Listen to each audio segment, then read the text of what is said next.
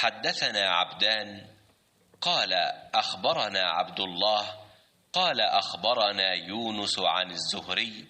وحدثنا بشر بن محمد قال أخبرنا عبد الله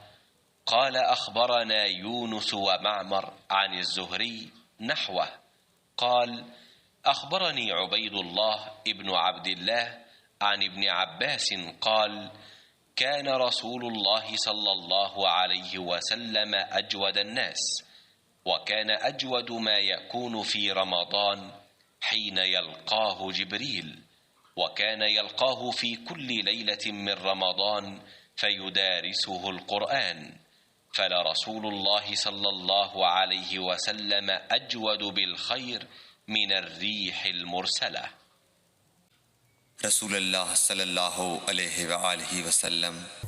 सब लोगों से ज़्यादा जवाद सखी थे और रमज़ान में दूसरे औक़ात के मुकाबले में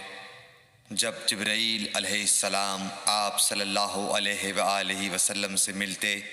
बहुत ही ज़्यादा जूद व करम फरमाते।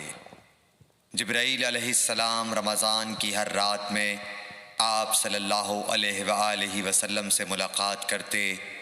और आपके साथ कुरान का दौरा करते।